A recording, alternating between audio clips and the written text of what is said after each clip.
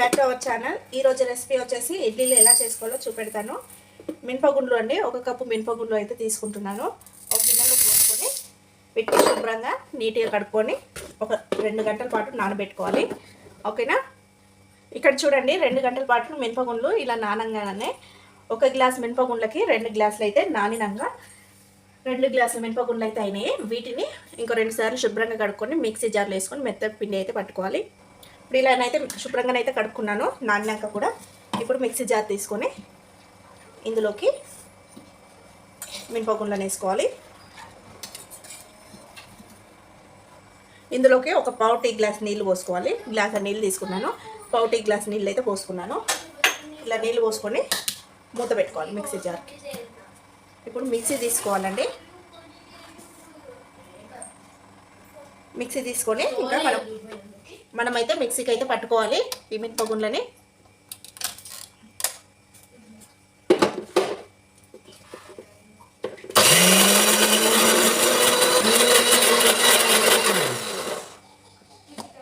చూడండి, పిండి అయితే రెడీ అయింది. ఇట్లా మెత్తగా పట్టుకోవాలి. ఇలా మెత్తగా పట్టుకున్నాక ఇప్పుడు ఇడ్లీ రవ్వను అయితే తీసుకుందాము. ఇడ్లీ రవ్వ 1 గ్లాస్ మినపగుండ్లకి 2.5 గ్లాసు ఇడ్లీ రవ్వ పోసుకోవాలి.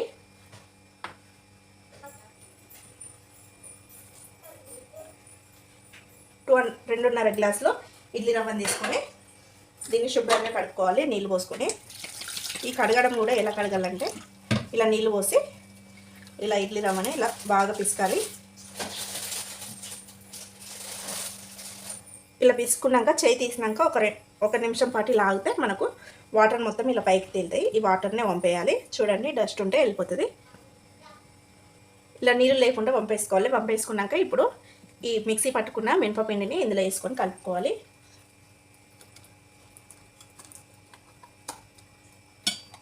చూడండి ఎంత మెత్తగా అంటే అంత మెత్తగా పట్టిన. ఒక పావు టీ గ్లాస్ నీళ్ళు పోసి అయితే మనకు ఇలా మెత్తగా మిక్సీకి అయితే పట్టుకొస్తుంది. ఇలా పిండిని ఇడ్లీ రవ్వలో ఇలా బాగా ఇలా పిసుక్కుంటూ కలుపుకోవాలి. ఓకేనా? పిండిని ఇలా కలుపుకున్నాక ఒక 12 గంటల పాటు మూత పెట్టి నాననివ్వాలి. అంటే నైట్ మొత్తం నాననిచ్చి ఉదయం కల్లా ఇడ్లీలు రెడీ చేసుకోవచ్చు.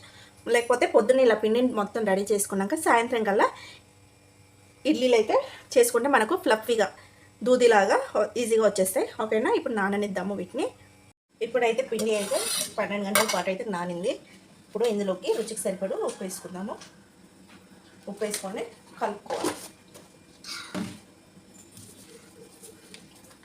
చూడండి, మంచిగా పులుసు ఉన్నది పిండి అయితే.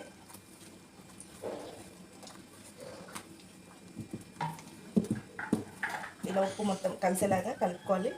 కలుపుకున్నాక ఇది ఇడ్లీ స్టాండ్లో తీసుకొని ఇడ్లీ ప్లేట్స్లో ఇడ్లీలు వేసుకుంటే అయిపోతుందండి. ఎలా వేసుకున్నా చూడండి.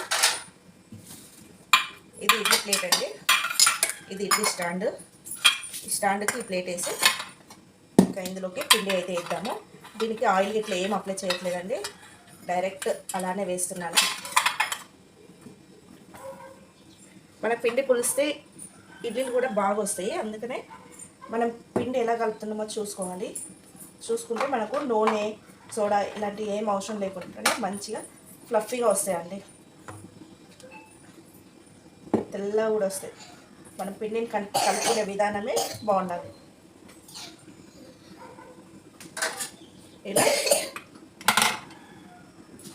ఇలా ఒక్కొక్క గుంతలన్నా ఇలా ప్లేట్ చూపెట్టిన విధంగానైతే వినడం కంటే చూసి చేయడం బెటర్ అండి. ఇలా గుంతలలో వేసుకోవాలి.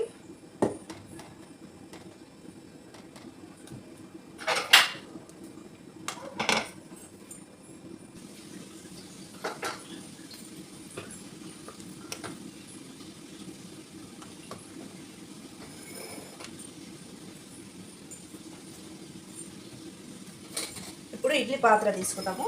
ప్లేట్స్ కొంచెం సైడ్ కనేసి ఇడ్లీ పాత్ర చూడండి, ఇక్కడ కట్టు కనిపిస్తుంది కదా, ఈ కట్టు వరకు నీళ్ళు అయితే పోసుకోవాలి. ఇలా నీళ్ళు పోసుకున్నాక కరెక్ట్ లీటర్ నీళ్ళు అయితే పట్టినాయి. నీళ్ళు పోసుకొని ఇప్పుడు ఇడ్లీ స్టాండ్లో ఇందులో పెట్టుకోవాలి. ఇలా పెట్టేసి మూత అయితే పెట్టుకోవాలండి. ఇప్పుడు స్టవ్ వెలిగించుకోవాలి. స్టవ్ వెలిగించుకొని ఇడ్లీ పాత్రని దీనిపైన పెట్టి స్టవ్ని మీడియం ఫ్లేమ్లో పెట్టి 10 నుండి 15 నిమిషాల పాటు వీటిని స్టీమ్ చేసుకోవాలండి, ఉడికించుకోవాలి.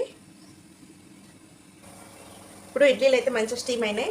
ఒక్కసారి మూత తీద్దాం. చూడండి, ఇలా పొగలు రావాలన్నట్టు. ఇలా మంచిగా స్టీమ్ అయినాక స్టవ్ అయితే ఆఫ్ చేసుకోవాలి. ఆఫ్ చేసుకొని ఒక 5 నిమిషాల పాటు చల్లారనిద్దాం. ఇడ్లీలు అయితే మంచిగా చల్లారినాయండి.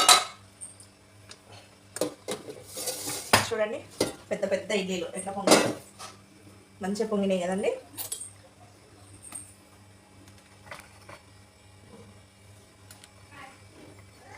ఇప్పుడు వీటిని ఒక గిన్నెలోకి తీసుకొని సర్వ్ చేసుకోవాలి.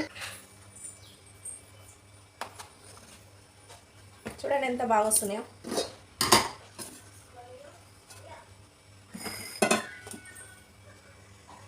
ఇలా ఈజీగా వచ్చేస్తాయి.